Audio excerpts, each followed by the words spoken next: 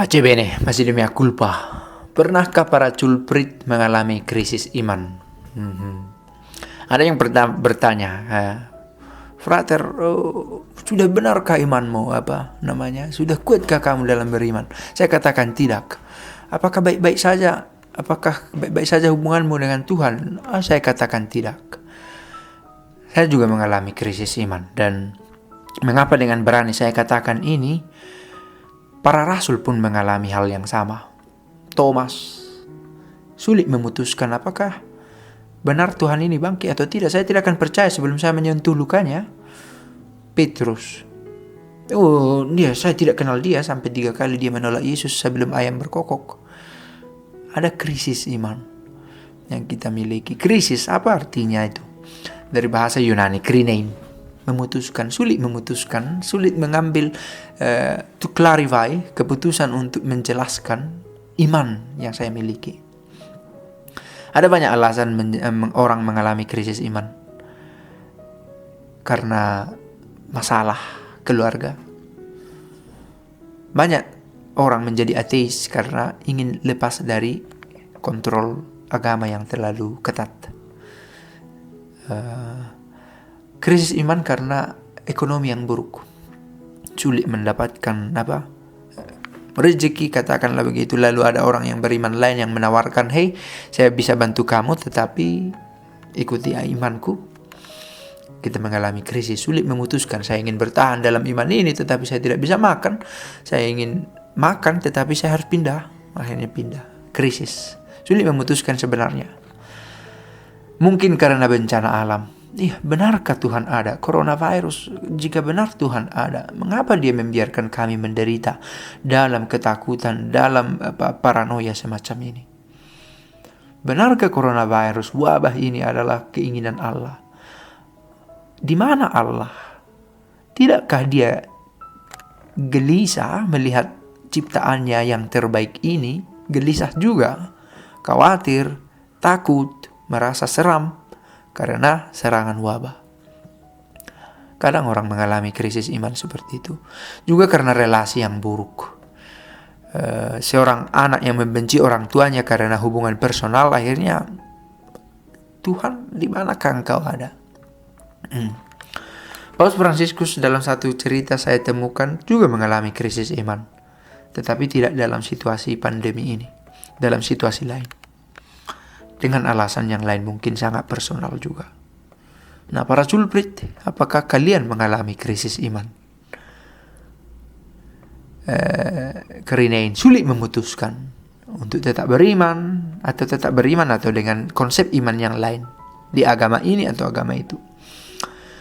Kalau Agustinus berpendapat ada 2 jenis dubium, keraguan, tidak dapat memutuskan. Dubium naturale dan dubium metodicum. Dubium naturale memang secara alami kita ragu karena kita tidak tahu apakah matahari benar-benar terbit dari timur.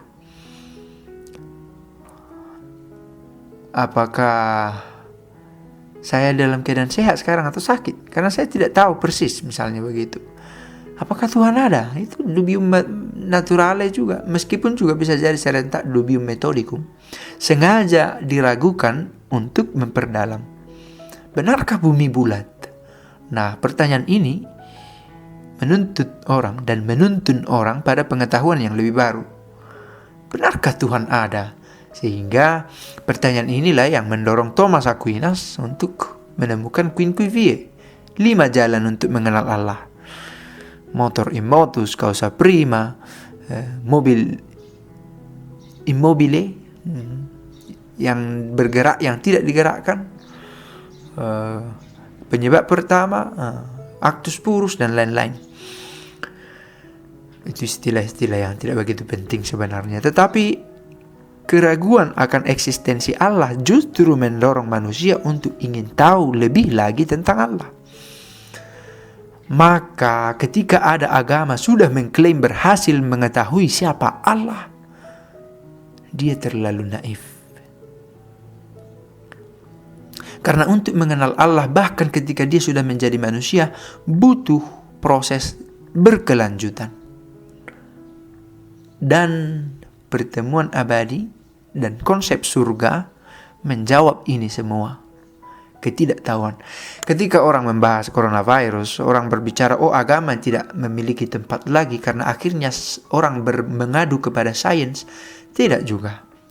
Sains bekerja untuk dan dalam pengetahuan.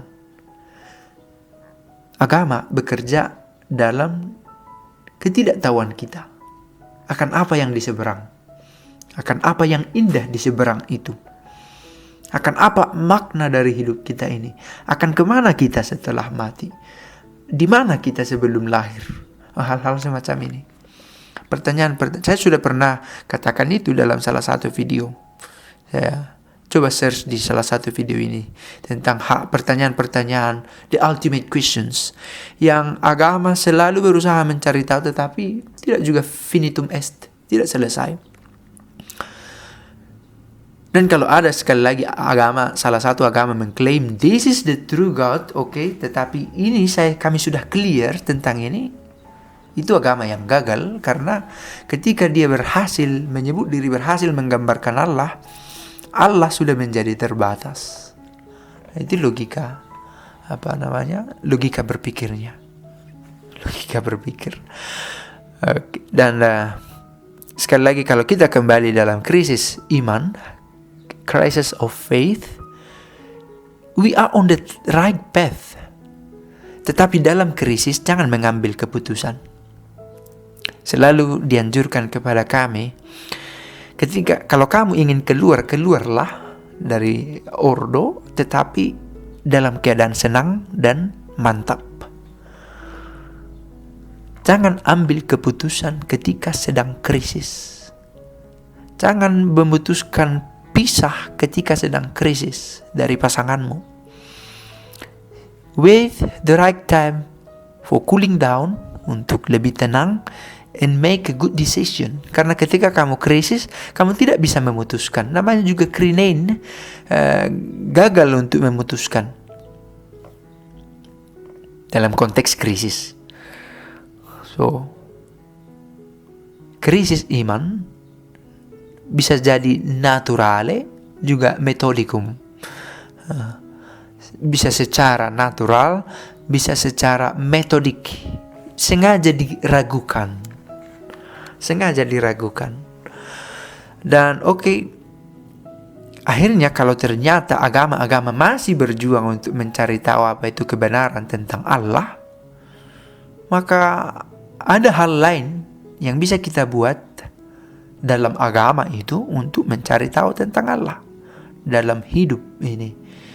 Ada seorang filsuf mengatakan hidup kita ini adalah salah satu kitab yang bisa kita baca, dan kehidupan adalah kitab yang paling besar yang bisa kita baca, yang pernah kita kenal. Dosa, apakah Allah mengampuni dosaku atau tidak? Kita juga mengalami krisis jangan-jangan dalam hal itu. Tetapi sekali lagi, jangan memutuskan sesuatu ketika sedang krisis. Dan ini kesalahan yang dibuat oleh Judas Iskariot. Bukan persoalan apakah Tuhan mengampuni dosanya atau tidak. Tuhan, jika engkau menghitung-hitung kesalahan kami, siapakah yang layak di hadapanmu? Tetapi Judas Iskariot mengambil keputusan ketika dia sedang krisis. Dia memutuskan bahwa dia tidak bisa mengampuni dirinya. Bukan persoalan apakah Yesus mengampuni dia atau tidak, tetapi dia tidak bisa mengampuni dirinya. Belajar dari Judas Iskariot adalah sesuatu peristiwa yang menarik. Nilai ajaran yang di sana ada ajaran yang menarik. Rumit. Ada ajaran yang menarik. Jangan mengambil keputusan ketika sedang dalam krisis. Karena besar kemungkinan kamu tidak bisa mengambil keputusan yang benar, keputusan yang baik. Untuk mengambil keputusan yang serentak, benar dan baik, dituntut darimu keadaan yang bagus, baik dan benar. Pikiranmu sedang baik, tidak kurang tidur, tidak sedang dalam pengaruh obat, tidak sedang dalam pengaruh pemikiran orang lain, dan tidak sedang dalam keadaan kacau batin dan pikiranmu. Maka krisis iman adalah sesuatu yang wajar, entah itu secara natural ataupun metodikum, secara ilmiah maupun secara emosional, boleh dikatakan begitu. Tetapi jangan ada keputusan yang membuatmu menyesal di kemudian hari.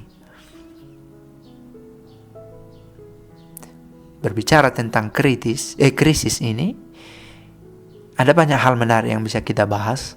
Bahwa kita bisa saja krisis dalam iman, krisis dalam hubungan, krisis dalam keuangan juga barangkali. Apa itu? Sulit memutuskan mana yang terbaik, mau beli ini, mau beli itu, mau menabung ini atau spending untuk hal itu, macam-macam. Kita seringkali sulit mengambil keputusan. Mengapa?